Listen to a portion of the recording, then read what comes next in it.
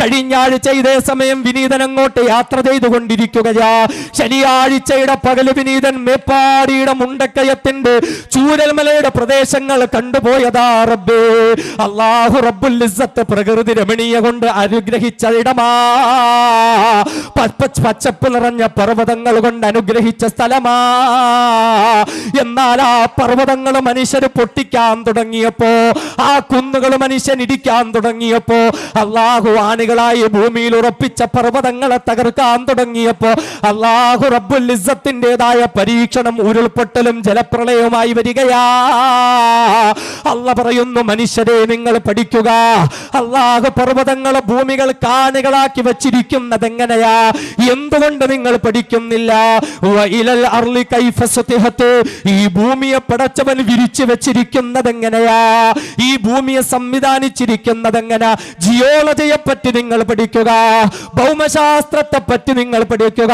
അല്ലാഹുവിന്റെ വിശുദ്ധമായ ഖുർആൻ നമ്മളോട് പറയുകയാ, ഒരു യൂണിവേഴ്സിറ്റി ഇല്ലാത്ത കാലഘട്ടത്തിലല്ലേ, ഒരു സ്റ്റെതസ്കോപ്പ് ഇല്ലാത്ത, ടെലസ്കോപ്പ് ഇല്ലാത്ത, മൈക്രോസ്കോപ്പ് ഇല്ലാത്ത കാലഘട്ടത്തില്, ആധുനിക കണ്ടുപിടുത്തങ്ങളില്ലാത്ത കാലഘട്ടത്തില്, ഗവേഷണങ്ങൾ നടത്തപ്പെടാത്ത കാലഘട്ടത്തില്, 14 നൂറ്റാണ്ടുകൾക്ക് മുമ്പ് അറേബ്യയിലെ മരുമണ്ണിനെ സാക്ഷി നിർത്തിക്കൊണ്ട് അല്ലാഹുവിന്റെ പ്രിയപ്പെട്ട പ്രവാചകർ തന്റെ അനുചരന്മാരെ വിളിച്ചിരുത്തി അല്ലാഹുവിന്റെ വിശുദ്ധ ഖുർആനിന്റെ ആയത്തുകൾ ഓതി കൊടുക്കുകയാ.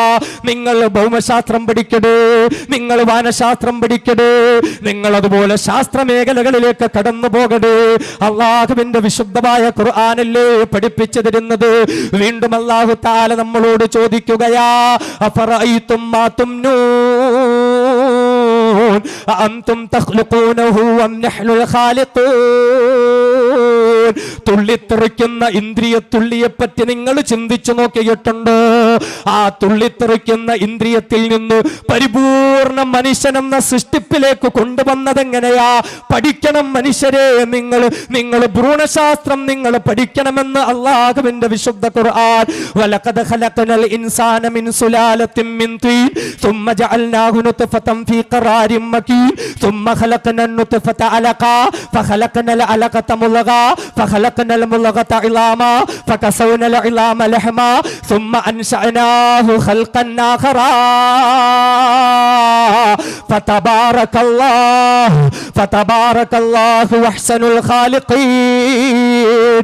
മണ്ണിന്റെ സത്തയിൽ നിന്ന് മനുഷ്യനെ പടച്ച അല്ലാഹ് ആ ഇന്ദ്രിയത്തുള്ളിയെ അല്ലാഹു തആല രക്തപിണ്ഡമാക്കുകയാ.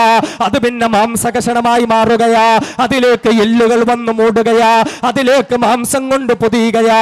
അങ്ങനെ പരിപൂർണ മനുഷ്യ സൃഷ്ടിപ്പിലേക്ക് അല്ലാഹു റബ്ബുൽ ഇസ്സത്ത് കൊണ്ടുവന്നിട്ടുണ്ടെങ്കിൽ ആ സൃഷ്ടിപ്പിനെ പറ്റി നിങ്ങൾ പഠിക്കുവോ? ആ എംബ്രയോളജിയെ പറ്റി നിങ്ങൾ പഠിക്കുവോ? ഭ്രൂണശാസ്ത്രത്തെ പറ്റി നിങ്ങൾ പഠിക്കുവോ? അല്ലാഹുവിന്റെ വിശുദ്ധ ഖുർആൻ ലോകത്തോട് വിളിച്ചു ചോദിക്കുകയാ, അഫറഅയ്തുമുൽ മാ അല്ലദീ തശ്റബൂൻ അഅൻതും അൻസൽതുമൂഹു മിനൽ മുസ്നി അം നഹ്നുൽ മുൻസിലൂൻ ലൗ നശാഉ ജഅൽനാഹു ഉജാജൻ ഫലൗലാ തഷ്കുറൂൻ. നിങ്ങൾ തുടിക്കുന്ന ഓരോ തുള്ളി വെള്ളത്തെ പറ്റിയും നിങ്ങൾ ചിന്തിക്കാത്തതെന്ത്? വാനത്ത് ലോകത്തു നിന്ന് മേഘങ്ങളിൽ നിന്ന് നിങ്ങൾക്ക് വെള്ളമിറക്കി തരുന്നതാരാ? ഓരോ തുള്ളി വെള്ളത്തെ പറ്റിയും ഗവേഷണം നടത്തണമെന്ന് ലോകത്തോട് വിളിച്ചു പറയുന്ന വിശുദ്ധ ഖുർആൻ.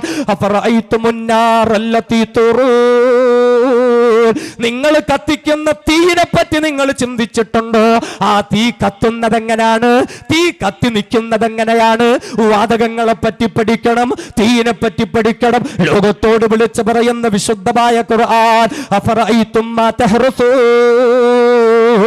അഅൻതും തസ്റഊനഹു അം നഹ്നു الزارعون ലൗ നശാഉ ലജഅൽനാഹു ഹുതാമൻ ഫലൗലാ തഷ്കുറൂൻ. അതേ ഭൂമിയിൽ നിന്നും വിത്തുകളിൽ നിന്ന് പൊട്ടിമുളച്ച് വരുന്നതായ ചെടികൊടികളെ പറ്റി നിങ്ങൾ പഠിക്കുന്നില്ലേ? നിങ്ങൾ സസ്യശാസ്ത്രത്തെ പറ്റിയിട്ട് നിങ്ങൾ പഠിക്കുന്നില്ലേ? അതെങ്ങനെയാ വളർന്നു വരുന്നതെന്നതിനെ പറ്റി നിങ്ങൾ ചിന്തിക്കുന്നില്ലേ? ലോകത്തോട് വിളിച്ചു പറയുന്ന വിശുദ്ധമായ ഖുർആൻ ഇങ്ങനെ ഏത് നമ്മളെടുത്തു സർവ ലോകത്തെ പറഞ്ഞ് നിങ്ങൾ നിങ്ങൾ സുവോളജി പഠിക്കണം, നിങ്ങൾ ജിയോളജി പഠിക്കണം, നിങ്ങൾ അസ്ട്രോണമി പഠിക്കണം, നിങ്ങൾ എല്ലാ മേഖലകളും പഠിക്കണമെന്ന് ലോകത്തിന്റെ മുമ്പിൽ അല്ലാഹുവിന്റെ ഖുർആൻ പഠിപ്പിക്കുമ്പോ ഇവിടെ ഒരു യൂണിവേഴ്സിറ്റി ഉണ്ടോ? ഇവിടെ അതിന്റെ ഇടയിലെ ഗവേഷണങ്ങളുണ്ടോ? ഇവിടെ കണ്ടുപിടുത്തങ്ങളുണ്ടോ? ഒരു ശാസ്ത്രജ്ഞനെങ്കിലും ജീവിച്ചിരിപ്പുണ്ടോ? ഇവരൊന്നും ഇല്ലാത്തപ്പോ അള്ളാന്റെ ഖുർആൻ പറഞ്ഞാൽ പഠിക്കണം. ഓരോന്നും വേർതിരിച്ച് പറഞ്ഞ് പറയാൻ നിന്നാ തീരൂല. ഇനി ഒരുപാടുണ്ടാവും. അള്ളാഹുവിന്റെ ഖുർആൻ, വിശുദ്ധ ഖുർആനിലെ ഏറ്റവും വലിയ ആയത്തുണ്ട്. ഹാഫിളിങ്ങളുടെ അടുത്തൊക്കെ ചോദിച്ചാൽ പറഞ്ഞു തരും. ഖുർആനിലെ ഏറ്റവും വലിയ ആയത്ത് 15 വരിയുള്ള ഒരായത്ത്. എന്താണ് ഖുർആനിലെ ഏറ്റവും വലിയ ആയത്ത്? ആ ആയത്ത് നമ്മളെ പഠിപ്പിക്കുന്നത് എന്താ? ഖുർആനിലല്ലേ ഏറ്റവും വലിയ ആയത്താകുമ്പോൾ അള്ളാഹുവിനെ പറ്റിയിട്ടായിരിക്കും, അല്ലെങ്കിൽ സ്വർഗത്തെയോ നരകത്തെയോ പറ്റിയിട്ടായിരിക്കും ഇല്ലേ? ഖുർആനിലെ ഏറ്റവും വലിയ ആയത്ത് അള്ളാഹുവിൻ്റെ ഖുർആനിലെ ഏറ്റവും വലിയ ആയത്ത് നമ്മെ അക്കൗണ്ടൻസി പഠിപ്പിക്കുക, എക്കണോമിക്സ് പഠിപ്പിക്കുക, ക്രെഡിറ്റും ഡെബിറ്റും ഒക്കെ എങ്ങനെ രേഖപ്പെടുത്തണമെന്ന് പഠിപ്പിക്കുക. മനുഷ്യർക്കിടയിൽ സാമ്പത്തിക ഇടപാട് നടക്കുമല്ലോ, മണി ട്രാൻസാക്ഷൻസ് നടക്കുമ്പോൾ എങ്ങനെ അത് എഴുതി വെക്കണം. ഖുർആനാണ് ഇത്. അള്ളാഹുവിൻ്റെ ഖുർആൻ നമ്മളെ പഠിപ്പിക്കുന്നതാ. ലോകത്ത് ശാസ്ത്രമേഖലകളെ സത്യസന്ധമായി പരിചയപ്പെടുത്തിയത് ഖുർആനാ. നിങ്ങൾക്കറിയോ, ഒരു കാലത്ത് ഇവിടെ ശാസ്ത്രം പല വേദഗ്രന്ഥങ്ങളും ഇവിടെ പറഞ്ഞു. സൂര്യൻ ചലിക്കൂല, സൂര്യൻ അവിടെ തന്നെ നിൽക്കുക എന്നാ പറയുന്നത്. പാഠപുസ്തകങ്ങളിൽ പഠിപ്പിക്കപ്പെട്ടു പോലും ചെയ്തിട്ടുണ്ട് അങ്ങനെ. എന്നാൽ അതിനൊക്കെയും മുമ്പ് വിശുദ്ധ ഖുർആൻ ലോകത്തോട് പറഞ്ഞല്ലേ, വശംസു തജ്രീ ലിമുസ്തഖറിൻ ലഹാ ദാലിക തഖ്ദീറുൽ അസീസിൽ അലീം. സൂര്യൻ സഞ്ചരിക്കുന്നുണ്ടെന്ന് ഇവിടെ ഭൂമി, ഈ ആകാശവും ഭൂമി എങ്ങനെ ഉണ്ടായി? ദ ബിഗ് ബാങ് തിയറി, മഹാവിസ്ഫോടന സിദ്ധാന്തം. ശാസ്ത്രം എന്നാ കണ്ടുപിടിച്ചേ? പക്ഷേ അള്ളാന്റെ ഖുർആൻ നൂറ്റാണ്ടുകൾക്ക് മുമ്പ് പറഞ്ഞില്ലേ, അവലം യറല്ലദീന കഫറു വന്ന സമാവാതി വല്ലല്ല കാനതാ റത്ഖ ഫഫതഖനാഹുമാ.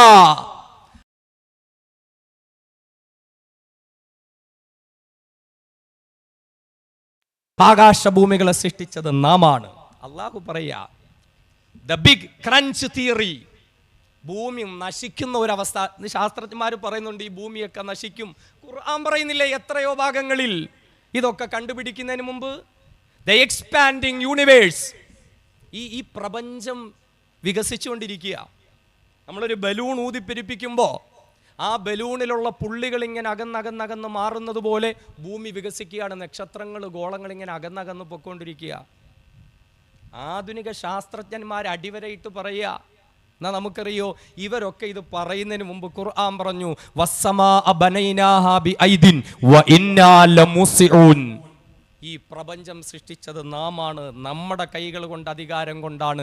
വഇന്നാ ലമുസിഊൻ, അതിനെ വികസിപ്പിച്ചുകൊണ്ടിരിക്കുന്നതും നാമാണ്. The expanding universe. അള്ളാഹു മനസ്സിലാക്കാൻ തൗഫീക്ക് നൽകുമാറാകട്ടെ. ഒരു അവസാനം ഇതൊരു ശാസ്ത്ര ക്ലാസ്സായി പോയി. അള്ളാഹുവിൻ്റെ ഖുർആനെ പറ്റി നമ്മൾ എന്താ മനസ്സിലാക്കിയേ? ഈ ഖുർആനാണ് ലോകത്തെ ഏറ്റവും വലിയ ശാസ്ത്ര സത്യം. ഖുർആനിൽ പറഞ്ഞ ശാസ്ത്രമൊക്കെ ഇനി അതും കൂടെ ഒക്കെ പറയാൻ നിന്ന സമയം നമുക്ക് ഒരുപാടായി പോവും. ഖുർആനിൽ പറഞ്ഞ ശാസ്ത്രങ്ങളുണ്ട്. എനിക്കറിയൂ, സ്കൂളിലൊക്കെ പഠിക്കുന്ന വിദ്യാർത്ഥികൾക്ക് അറിയുമെന്ന് എനിക്കറിയില്ല. ദ കൊമറ്റ് ഓഫ് ഹാലി എന്ന് പറയുന്നൊരു സംഭവമുണ്ട്. കൊമറ്റ് ഓഫ് ഹാലി, ഹാലിയുടെ വാൽ നക്ഷത്രം എന്നാണ് അതിന് പറയുന്നത്. എഡ്മണ്ട് ഹാലി എന്ന് പറയുന്ന ശാസ്ത്രജ്ഞനാണ് അതിനെ കണ്ടുപിടിച്ചത്. The comet of Halley. ഈ വാൽ നക്ഷത്രം എന്ന് പറഞ്ഞാൽ എന്താണെന്നറിയോ? വാൽ നക്ഷത്രം, നമ്മൾ നക്ഷത്രം എന്നൊക്കെ പറഞ്ഞാൽ തീയാണ്, പുകയാണ്, ഭയങ്കര സംഭവമാണ്, തൊട്ടാൽ കരിഞ്ഞു പോകും. ശാസ്ത്രം അതിന് കൊടുക്കുന്നൊരു ഡെഫിനിഷനുണ്ട്. And icy small solar system body, സൗരയുധത്തിലുള്ള തണുത്തുറഞ്ഞ ഒരു ബോഡി, ഒരു ഘടകമാണ് കൊമറ്റ്, വാൽ നക്ഷത്രം എന്ന് പറഞ്ഞാൽ. ഉൽക്ക വാൽ നക്ഷത്രം എന്നൊക്കെ നമ്മൾ പറയുന്നു. ആകാശത്ത് തണുത്തുറഞ്ഞ വലിയ കഷണങ്ങളൊക്കെ ഉണ്ടെന്ന് പറയുക. അള്ളാഹുവിൻ്റെ ഖുർആൻ പറയുന്നുണ്ട് വ അൻസൽനാ മിനസ് സമാഇ മിൻ ജിബാലിൻ ഫീഹാ മിൻ ബറദ്. ആകാശത്ത് നിന്ന് വലിയ മഞ്ഞുമലകളിൽ നിന്നും മഞ്ഞ് നാം താഴോട്ടിറക്കുമെന്ന്. ഈ ശാസ്ത്രം എന്താ ഇതൊക്കെ പറഞ്ഞേ? അതുപോട്ടെ, ദ കൊമറ്റ് ഓഫ് ഹാലി എന്ന് പറയും. ഹാലി കണ്ടുപിടിച്ചൊരു ഒരു നക്ഷത്രമുണ്ട്. അതിന് ചില പ്രത്യേകതകളുണ്ട്. അത് ശ്രദ്ധിച്ച് കേട്ടാലേ മനസ്സിലാവുള്ളൂ. അതുകൂടെ പറഞ്ഞ് ഇൻഷാ അല്ലാഹ് നമുക്ക് ദുആ ചെയ്യാം. ഹാലി കണ്ടുപിടിച്ച ആ നക്ഷത്രത്തിന് ചില പ്രത്യേകതകളുണ്ട്. ഒന്നാമത്തെ പ്രത്യേകത, മനുഷ്യന് ഭൂമിയിൽ നിന്ന് തൻ്റെ നഗ്നനേത്രം കൊണ്ട് കാണാൻ പറ്റുന്ന ഒരേ ഒരു വാൽനക്ഷത്രം അതാണ്. ശ്രദ്ധിച്ചോണേ, മനുഷ്യന് ഭൂമിയിൽ നിന്ന് തൻ്റെ നഗ്നനേത്രം കൊണ്ട് നേരിട്ട് കാണാൻ പറ്റാവുന്ന വാൽനക്ഷത്രം.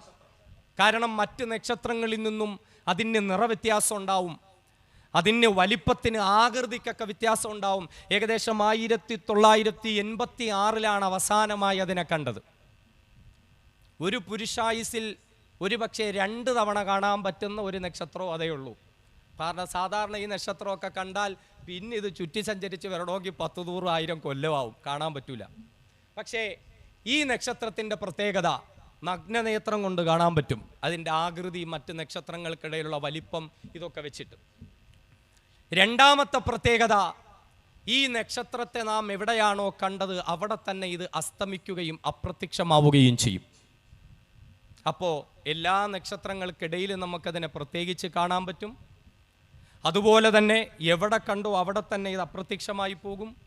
മൂന്നാമത്തേത്, ഈ നക്ഷത്രം ഒരിക്കൽ പ്രത്യക്ഷമായാൽ പിന്നെ 76 കൊല്ലം കഴിഞ്ഞിട്ടാണ് ഇത് രണ്ടാമത് വരുന്നത്. 986 വന്നു. ഇനി ഏകദേശം 2060 മറ്റോ ഒക്കെയാണ് ഈ നക്ഷത്രത്തെ ഇനി കാണാൻ പറ്റുന്നത്. അങ്ങനെയാണ് എൻ്റെ ഓർമ്മ. അപ്പോൾ ഈ 3 പ്രത്യേകതകൾ ഇത് ശ്രദ്ധിച്ചോണം. എല്ലാ നക്ഷത്രങ്ങൾക്കിടയിലും പ്രത്യേകിച്ച് നിറം കൊണ്ട്, വലിപ്പം കൊണ്ട്, ആകൃതി കൊണ്ട് തിരിച്ചറിയാൻ പറ്റുന്ന നക്ഷത്രം, അത് വന്നാൽ നമുക്ക് പ്രത്യേകിച്ച് കാണാൻ പറ്റും ആകാശത്തിൽ. രണ്ടാമത്തേത്, നമ്മൾ കാണുന്നിടത്ത് തന്നെ അസ്തമിക്കുകയും അപ്രത്യക്ഷമാവുകയും ചെയ്യുന്ന നക്ഷത്രം. മൂന്നാമത്തേത്, 76 വർഷത്തിൽ ഒരിക്കൽ പ്രത്യക്ഷമാകുന്നത്. ഈ 3 കാര്യങ്ങളും എത്രയോ വലിയ കണ്ടുപിടുത്തമാണ് എഡ്മണ്ട് ഹാലി എന്ന് പറയുന്ന ആ ശാസ്ത്രജ്ഞൻ നടത്തിയിട്ടുള്ളത്. എന്നാൽ എൻ്റെ സഹോദരങ്ങളെ, അതിനേക്കാളുമൊക്കെ എത്രയോ കൊല്ലം മുമ്പ് അള്ളാഹുവിൻ്റെ ഖുർആൻ ഇത് പറഞ്ഞു തരിക. അത്ഭുതം തോന്നുന്നുണ്ടോ? ഈ കൊമറ്റ് ഓഫ് ഹാലി എന്ന് പേരിട്ടിരിക്കുന്ന ഈ നക്ഷത്രം, എല്ലാ നക്ഷത്രങ്ങൾക്കിടയിലും പ്രത്യേകം തിരിച്ചറിയാൻ പറ്റുന്ന നിറവും വലിപ്പവും ആകൃതിയുമുള്ള നക്ഷത്രം, എവിടെ കണ്ടോ അവിടെ തന്നെ അപ്രത്യക്ഷമായി പോകുന്ന നക്ഷത്രം, 76 വർഷത്തിൽ ഒരിക്കൽ കടന്നു വരുന്ന നക്ഷത്രം.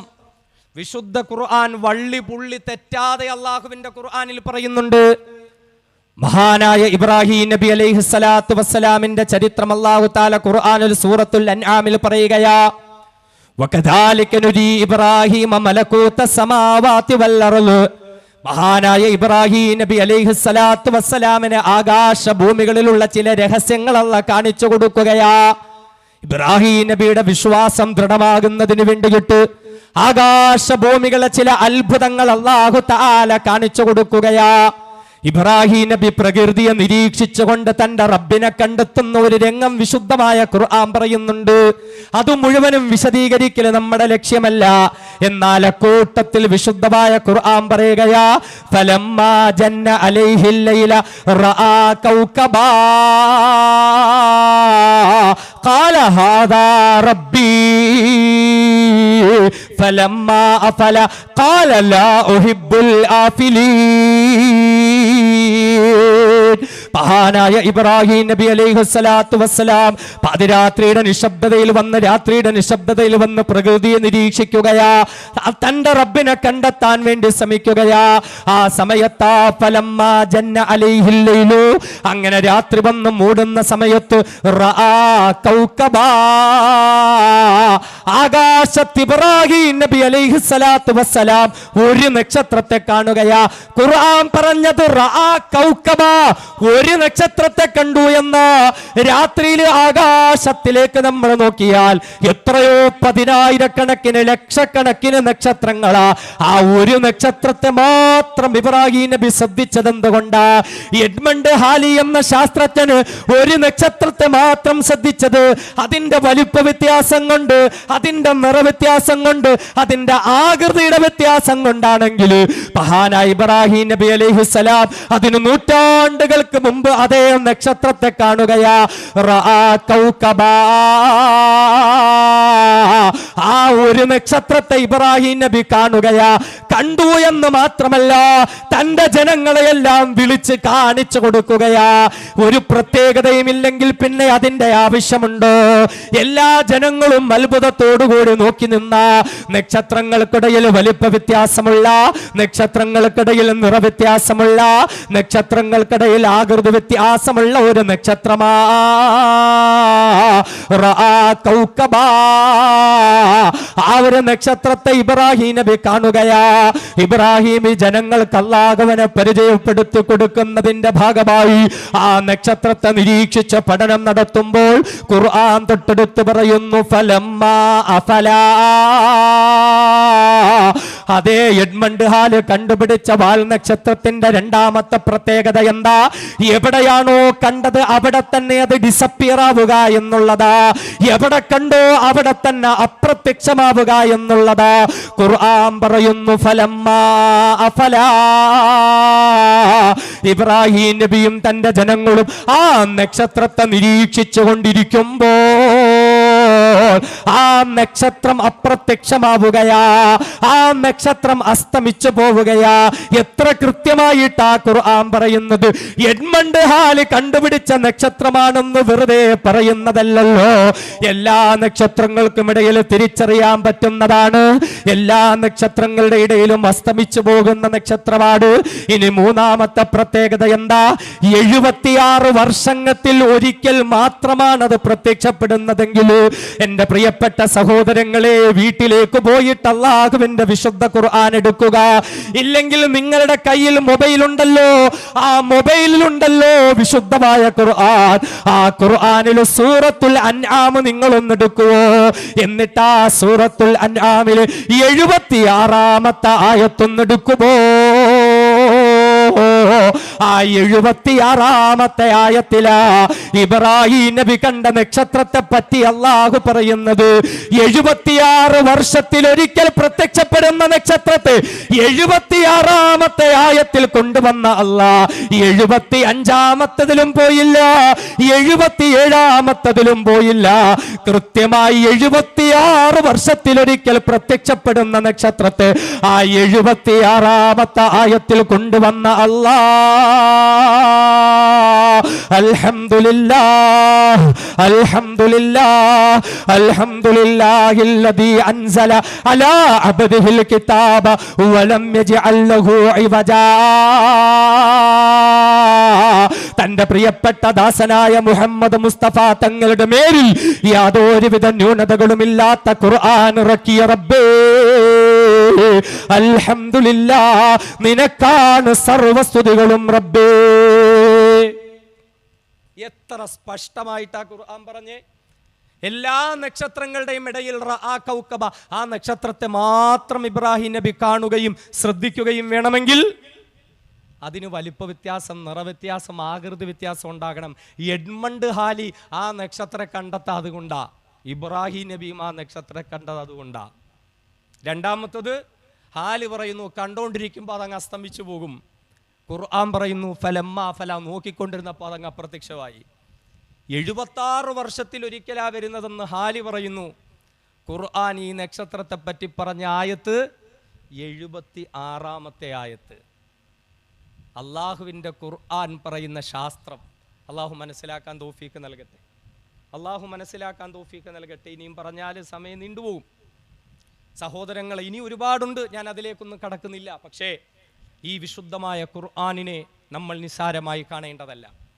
അള്ളാഹുവിൻ്റെ ഖുർആൻ പഠിക്കുന്ന ഒരു സ്ഥാപനം നമ്മുടെ നാട്ടിൽ ഉയർന്നു വരുന്നുണ്ടോ എങ്കിൽ, വിശുദ്ധമായ ഖുർആൻ പഠിക്കുന്ന മക്കൾ പല നാടുകളിൽ നിന്ന് നമ്മുടെ നാട്ടിലേക്ക് വന്ന് അവർ ഈ വിശുദ്ധ ഖുർആൻ പാരായണം ചെയ്യുന്നുണ്ടെങ്കിൽ, രാവിലെ 4 മണിക്ക് എഴുന്നേറ്റ് തഹജ്ജുദ് നിസ്കാരം നിർവഹിച്ചത് മുതൽ അവർ വിശുദ്ധമായ ഖുർആൻ പാരായണം ചെയ്യുകയാ. അവരുടെ നിസ്കാരത്തിന്റെ, അവരുടെ വിശ്രമത്തിന്റെ, അവരുടെ ഭക്ഷണത്തിന്റെ സമയം കഴിഞ്ഞ് ബാക്കി സമയം മൊത്തവും ഖുർആനോദി രാത്രി 10 വരെയും അള്ളാഹുവിന്റെ ഖുർആനിലൂടെ കടന്നു പോകുന്ന അവരുടെ ജീവിതം, അങ്ങനെ ഖുർആൻ പഠിക്കുന്ന മക്കൾ, അൽഹംദുലില്ലാഹ് നമ്മുടെ നാട്ടിൽ അങ്ങനെ ഒരു സ്ഥാപനം ഏകദേശം 3 വർഷത്തോളമായി പ്രിയപ്പെട്ട സുഹൃത്ത് ഖലീലുള്ളാ മൗലവി, അൽഹംദുലില്ലാഹ് ഞങ്ങൾ വലിയ സുഹൃത്തുക്കളാണ്. പലപ്പോഴും പലതവണ അദ്ദേഹത്തിന്റെ വീട്ടിൽ പോയിട്ടുണ്ട്. അദ്ദേഹത്തിന്റെ പിതാവിടിരിപ്പുണ്ട്. അല്ലാഹു തആല ആഫിയത്ത് കൊടുക്കുമാറാകട്ടെ, പടച്ചവൻ ദീർഘായുസ് കൊടുക്കുമാറാകട്ടെ. അൽഹംദുലില്ലാഹ് തന്റെ മക്കളിൽ ഭൂരിഭാഗം പേരെയും അൽഹംദുലില്ലാഹ് ദീനിന്റെ ഇൽമിന്റെ മാർഗത്തിൽ തന്നെ വിട്ടു. അൽഹംദുലില്ലാഹ് അവരൊക്കെ ഇന്ന് ദീനി ഇൽമി സേവനം നടത്തിക്കൊണ്ടിരിക്കുകയാണ്. 2 ദിവസം മുമ്പ് വിനീതം പങ്കെടുത്തത് അദ്ദേഹത്തിന്റെ അനുജൻ അബ്ദുൽ ഹാദി മൗലവി നടത്തിയ വലിയ ഒരു സമ്മേളനത്തിൽ. ഇന്നിപ്പോൾ ഇത് അദ്ദേഹം നടത്തുന്ന പരിപാടിയിൽ പങ്കെടുക്കുക. ഒരു കുടുംബം അൽഹംദുലില്ലാഹ് ഇൽമി സേവന രംഗത്താണ്. അൽഹംദുലില്ലാഹ് 3 വർഷമായി ഞാൻ പലപ്പോഴും ഖലീലുള്ളാ മൗലവിയോട് പറയാറുണ്ട്, നിങ്ങളിങ്ങനെ ഓടി നടക്കുന്ന കാണുമ്പോൾ നമുക്കും ഒരു പ്രചോദനമാണ്. കാരണം ഒന്നുമില്ല കയ്യിൽ. പലപ്പോഴും പറയാം ഒന്നുമില്ല, ഒരു വീട് പണി തുടങ്ങിയിട്ട് അവിടെ കിടക്കുക, അതിലൊന്നും ഒരു ശ്രദ്ധയൊന്നുമില്ല. സ്ഥാപനം ഉണ്ടാക്കണം, വെറുതെ പറയുന്നതല്ല, സ്ഥാപനം എങ്ങനെയെങ്കിലും ആക്കണം. ഇതൊക്കെ നമ്മൾ ഇതിൻ്റെ പുറകെ പോയാൽ അള്ളാഹ് വീട് തന്നോളും. അദ്ദേഹം പറഞ്ഞ മറുപടിയാണ്. അല്ലാഹു തആല അതിനെ കബൂലാക്കട്ടെ, അള്ളാഹു സ്വീകരിക്കട്ടെ. ഈ സ്ഥാപനം, ഇതിന് സ്ഥലം ആകണം, ഇതിന് ബിൽഡിംഗ് ഉണ്ടാക്കണം, അതിൻ്റെ പുറവിൽ ഇങ്ങനെ അൽഹംദുലില്ലാഹ് അദ്ദേഹത്തോടൊപ്പം നിസ്വാർത്ഥരായ നിഷ്കളങ്കരായ കുറേ ആളുകൾ. ആ നാട്ടിൽ ദീനിയായ മാഹൗൽ ഉണ്ടാകണം. എല്ലാ ആഴ്ചയിലും വെള്ളിയാഴ്ചയാണോ അവിടെ പുറത്ത് സ്ത്രീകൾക്ക് ക്ലാസ് കിടക്കുന്നില്ലേ? അൽഹംദുലില്ലാഹ് ഉസ്താദുമാരെയൊക്കെ വിളിച്ചത് ബഹുമാന അർഷദ് ഖാസമിയൊക്കെ പങ്കെടുക്കുന്ന ദീനി മജ്ലിസുകൾ നടത്തുക, റമളാനിൽ അൽഹംദുലില്ലാഹ് പരിപാടികൾ നടത്തുക. എത്ര വലിയ കാര്യമാണ്. അൽഹംദുലില്ലാഹ് 3ാമത്തെ വർഷത്തിലേക്ക് കടക്കുന്നു. ആ സ്ഥാപനത്തിന് കുറച്ച് സ്വന്തമായി സ്ഥലം വേണം. ഇപ്പോഴും വാടക വീട്ടിലാണ്. ഖുർആൻ പഠിക്കുന്ന മക്കളെ, ഖുർആൻ പഠിക്കുന്ന മക്കൾ വാടക വീട്ടിലാണ്. ഇവർക്കെല്ലാം സ്വന്തമായി വീടുകളുണ്ടാവും. ഖുർആൻ പഠിക്കാൻ വേണ്ടി വന്നതിൻ്റെ പേരിൽ അവർ വാടക വീട്ടിലായിപ്പോയി. നമ്മളൊന്ന് ഓർത്തു നോക്കേ. സ്വന്തമായി കുറച്ച് സ്ഥലം, എത്ര സെൻറ്റാണ് അപ്പോൾ ഉദ്ദേശിക്കുന്നത്? 12 സെൻറ്റ് സ്ഥലം. അതിൻ്റെ ഒരു പരിശ്രമത്തിലാണ്. ഈ മാസം അതിൻ്റെ കാലാവധിയും തീരുകയാണ്. അതിങ്ങനെ കാര്യങ്ങൾ ചോദിച്ചപ്പോൾ ഒന്ന് പറഞ്ഞെന്നേ ഉള്ളൂ. അല്ല ഇവിടെ പറയണമെന്നോ ഇവിടെ പിരിവോ കാര്യങ്ങളോ ഒന്നും ഇല്ല കേട്ടോ. എനിക്ക് പിരിക്കാനും അറിയില്ല. ഞാൻ പിന്നെ നിങ്ങളോട് കാര്യമൊന്ന് അവതരിപ്പിക്കുകയാണ്. ഒരു 12 സെൻറ്റ് സ്ഥലം, അതിനുവേണ്ടിയുള്ള പരിശ്രമം നടത്തി. ഈ മാസം കാലാവധി തീരെ, എഗ്രിമെൻ്റ് തീരാന്ന് പറഞ്ഞാൽ അറിയാമല്ലോ, തീർന്നു. കൊടുത്ത പൈസയും തീർന്നു, സ്ഥലവും പോയി, എല്ലാം പോയി. ഇതിനൊക്കെ നമ്മളാണ് സഹായിക്കേണ്ടത്. ഇതിനൊക്കെ നമ്മളാണ് മുന്നിൽ നിൽക്കേണ്ടത്. ഖുർആൻ പഠിക്കുന്ന മക്കളെന്ന് പറഞ്ഞാൽ എന്താ? ഈ മക്കളെന്ന് പറഞ്ഞാൽ നിസ്സാരമാണ്. നമ്മൾ ഇത്രയും ഭൗതിക അവസ്ഥയിൽ നിന്നുകൊണ്ടാ ചർച്ച ചെയ്തേ. ശാസ്ത്രവും ആധുനികതയും ഒക്കെയാണ് നമ്മൾ ചർച്ച ചെയ്തത്. പക്ഷേ ഇതൊന്നുമല്ല. ഖുർആൻ പഠിക്കുന്നവർക്ക് അല്ലാഹ് കൊടുക്കുന്ന സ്ഥാനം എന്താ? അള്ളാഹു കൊടുക്കുന്ന മഹത്വം എന്താ? സഹോദരങ്ങളെ, സഹോദരിമാരെ, നിസാരമല്ല. ഈ ഹിഫ്ള് പഠിക്കുന്ന മക്കളുടെ ഉമ്മമാര്, അവരുടെ പിതാക്കന്മാര്, അവരുമായി ബന്ധമുള്ളവർ ഈ ശബ്ദം കേൾക്കുന്നുണ്ടോ എങ്കിൽ എന്നെ കേൾക്കുന്ന എല്ലാ മാതാപിതാക്കളോടും പറയട്ടെ, നമ്മുടെ മക്കൾ അള്ളാഹുവിന്റെ ഖുർആൻ പഠിക്കാനുള്ള മാർഗത്തിലേക്ക് നമ്മൾ അവരെ തിരിച്ചുവിടണം. അവർക്കൊരു നഷ്ടവുമില്ല. ഇന്നൽഹംദുലില്ലാ നമ്മുടെ എല്ലാ സ്ഥാപനങ്ങളിലും ഭൗതിക ആത്മീയ സമന്വയ വിദ്യാഭ്യാസത്തിന്റെ രീതി തന്നെയാണ്. നേരത്തെ എന്നൊക്കെ പറഞ്ഞാൽ ഹിഫ്ള് പഠിക്കാൻ പോയാൽ, ഇൽമു പഠിക്കാൻ പോയാൽ ഭൗതിക വിദ്യാഭ്യാസം ഇല്ല. ഇപ്പം അങ്ങനെയില്ല. രണ്ടും കൂടെ ചേർന്നിട്ടാണ്. എല്ലാത്തിനും അവസരമുണ്ട്. ഇന്ന് ജുമായിക്ക് എൻ്റെ പള്ളിയിൽ വന്നൊരു സഖാഫി ഉസ്താദ് ഉണ്ടായിരുന്നു. അദ്ദേഹത്തിന്റെ ദീനി സ്ഥാപനങ്ങളുടെ അവസ്ഥ അദ്ദേഹം പറയുന്നു. അൽഹംദുലില്ലാ, അവിടെ നിന്ന് ഇൽമു പഠിക്കുന്നു, ആലിമാകുന്ന വിദ്യാർത്ഥികൾ ഇറങ്ങുന്നു. അതോടൊപ്പം ഭൗതിക വിദ്യാഭ്യാസവും അൽഹംദുലില്ലാ അവർക്ക് നൽകുന്നു.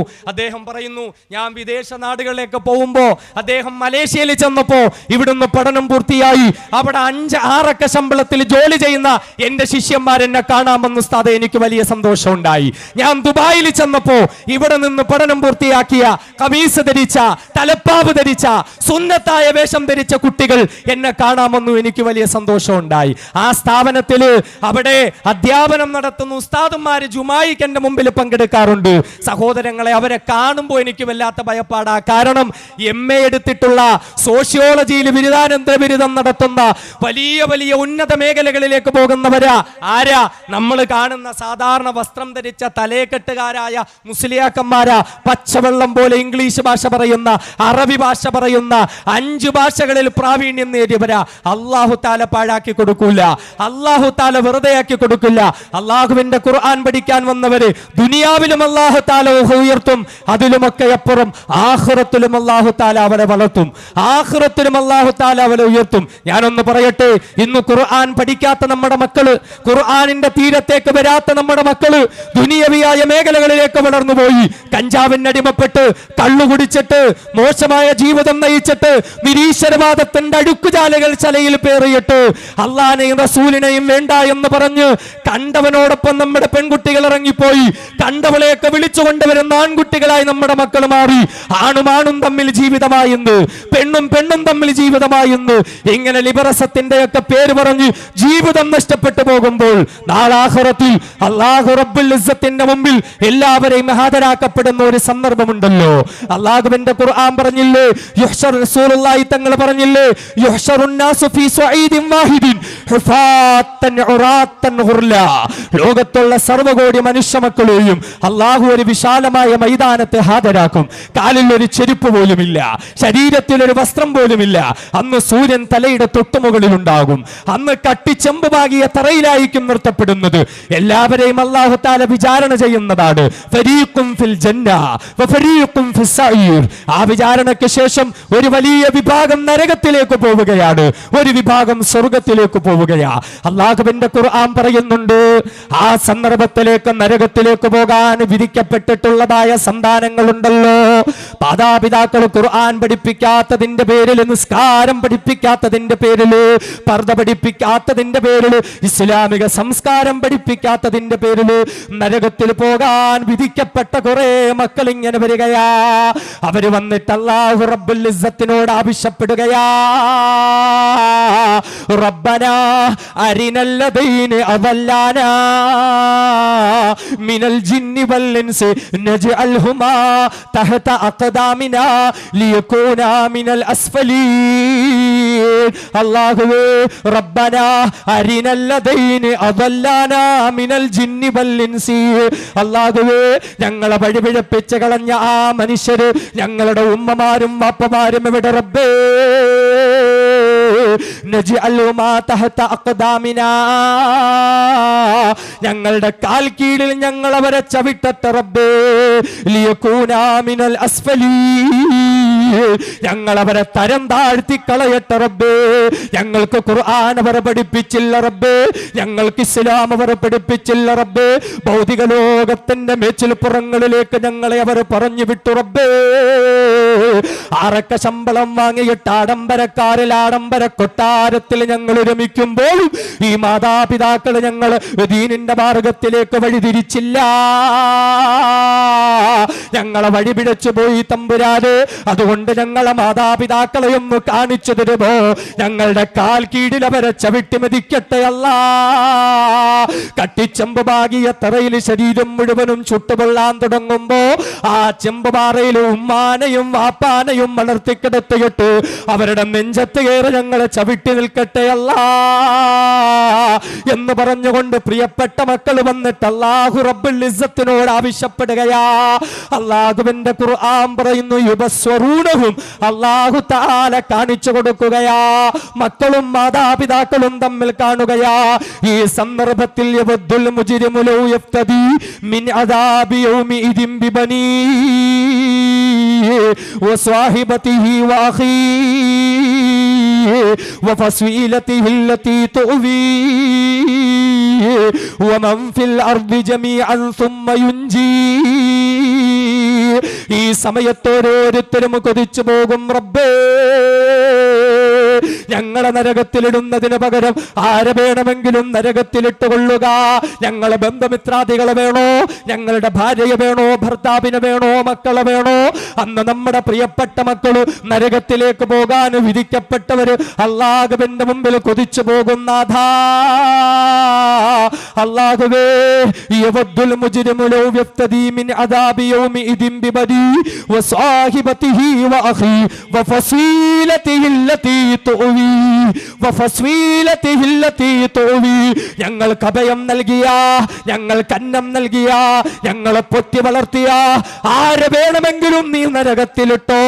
വമൻ ഫിൽ അർദി ജമീആ, ഈ ഭൂമിയിലുള്ള ആരെ വേണമെങ്കിലും നിനക്ക് നരകത്തിൽ ഇടാം. സുമ്മ യുൻജി, എനിക്കൊന്ന് രക്ഷപ്പെട്ടാൽ മതി റബ്ബേ, എനിക്കൊന്ന് രക്ഷപ്പെട്ടാൽ മതി റബ്ബേ. സ്വന്തം ഉമ്മാനെയും വാപ്പാനെയും നരകത്തിലേക്കിടാൻ അല്ലാഹുവിനോട് മക്കൾ വിളിച്ചു പറയുന്ന ഒരു സന്ദർഭം വരാൻ പോവുകയാ. അള്ളാഹു കാത്തുരക്ഷിക്കുമാറാകട്ടെ. എന്നാൽ അതേ സന്ദർഭത്തില്, അതേ സമയത്തില് അള്ളാഹുവിന്റെ ഖുർആൻ പഠിച്ച മക്കൾ എവിടെ? അള്ളാഹുവിന്റെ ഖുർആൻ പഠിച്ച ഹാഫിളീങ്ങൾ എവിടെ? ആ ഹാഫിളീങ്ങളെ അള്ളാഹു വിളിക്കുകയാ. നൂറുൽ ഹുദ അക്കാദമിയിൽ നിന്ന് ഖുർആൻ പഠിച്ച മക്കളെ അള്ളാഹു റബ്ബുൽ ഇസ്സത്ത് വിളിക്കുകയാ. നമ്മളെയും നമ്മുടെ മക്കളെയും അള്ളാഹു അക്കൂട്ടത്തിൽ ഉൾപ്പെടുത്തട്ടെ. അള്ളാഹു അവരെ തന്റെ അടുക്കലേക്ക് വിളിച്ചിട്ട് അല്ല പറയുന്ന ഇഖ്റഉൽ ഖുർആൻ വറത്തിൽ കമാ കുൻത തുറത്തിൽ ഫിദ് ദുനിയാ. ഏ മക്കളെ, നിങ്ങൾ ഖുർആൻ ഓതുക. ദുനിയാവിൽ വെച്ച് നിങ്ങളുടെ ഉസ്താദിന്റെ അടുക്കൽ നിന്ന് തജ്വീദോടെ പഠിച്ചതുപോലെ, തർത്തീലോടെ പഠിച്ചതുപോലെ നിങ്ങൾ ഖുർആൻ ഓതിക്കൊള്ളുക. ഓരോ ആയത്തോതുമ്പോഴും നിങ്ങളുടെ സ്ഥാനങ്ങൾ ഉയരുകയാ. അങ്ങനെ അവസാനത്തെ ആയത്തോതുമ്പോ എവിടെയാണോ നിങ്ങൾ എത്തിയിരിക്കുന്നത് ആ ഉന്നത സ്ഥാനം നിങ്ങൾക്ക് നൽകുകയാ. ആർക്കായി നൽകുന്നത്? കേവലം ഒരു ഭൗതിക വിദ്യാഭ്യാസം നേടിയ ഡോക്ടറിന് കിട്ടൂല, ഒരു എഞ്ചിനീയറിന് കിട്ടൂല, ഒരു കളക്ടറിന് കിട്ടൂല, ഒരു IPS കാരൻ IFS കാരൻ അല്ലാഹു തആല കൊടുക്കൂല. അല്ലാഹുവിന്റെ ഖുർആൻ പഠിച്ച ഉലമാക്കൾക്കും ഹഫ്ളീങ്ങൾക്കും കൊടുക്കുന്നതാ. എന്നിട്ട് അല്ലാഹു തആല അവരുടെ മാതാപിതാക്കളെ വിളിക്കുകയാ. മാതാപിതാക്കളെ ശ്രദ്ധിച്ച് കേട്ടുകൊള്ളുക. അല്ലാഹു തആല മാതാപിതാക്കളെ വിളിക്കുകയാണ്. ഖുർആൻ പഠിച്ച മക്കളുടെ മാതാപിതാക്കള്, ഹഫ്ളീങ്ങളായ മക്കളുടെ മാതാപിതാക്കളെ വിളിക്കുകയാ. എന്നിട്ട് അല്ലാഹു തആല അവർക്ക് 2 ജോഡി വസ്ത്രം ധരിപ്പിക്കുകയാ. ആ വസ്ത്രത്തിന്റെ മഹത്വം എന്താ? ആദരവായ റസൂലുള്ളാഹി സ്വല്ലല്ലാഹു അലൈഹി വസല്ലമ തങ്ങൾ പറയുകയാണ്, ഈ ലോകവും ഈ ലോകത്തുള്ള സർവ്വകോടി വസ്തുക്കളും കൊടുത്താലും അപ്രകാരമുള്ള ഒരു വസ്ത്രം വാങ്ങാൻ കഴിയൂല. അങ്ങനെയുള്ള ഏറ്റവും വിലപിടിപ്പുള്ളതായ 2 ജോഡി വസ്ത്രം ധരിപ്പിക്കുകയാ. എന്നിട്ടോ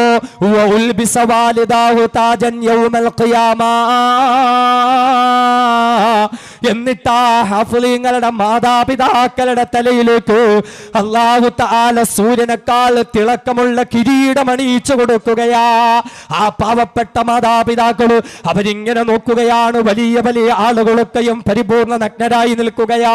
വലിയ സമ്പന്നരുണ്ട്, സൗന്ദര്യമുള്ളവരുണ്ട്, സ്ഥാനമാനങ്ങളുള്ളവരുണ്ട്, അനുഗ്രഹങ്ങളുള്ളവരുണ്ട്. അവരെല്ലാം പരിപൂർണ നഗ്നരായി ചുട്ടുപൊള്ളുന്നതായ വെയിലിൽ കിടന്ന് വെന്തുരുകീഴാം പാറ്റകളെ പോലെ വീണുകൊണ്ടിരിക്കുമ്പോ അല്ലാഹുവേ, ഞങ്ങൾക്ക് ഈ വസ്ത്രം എന്തിനാ, ഞങ്ങൾക്ക് ഈ കിരീടം എന്തിനാ? പൊട്ടിക്കരഞ്ഞുകൊണ്ട് അല്ലാഹുവിനോട് ചോദിക്കുന്നതാ, ബിമ കുസീനാ ഹാദാ,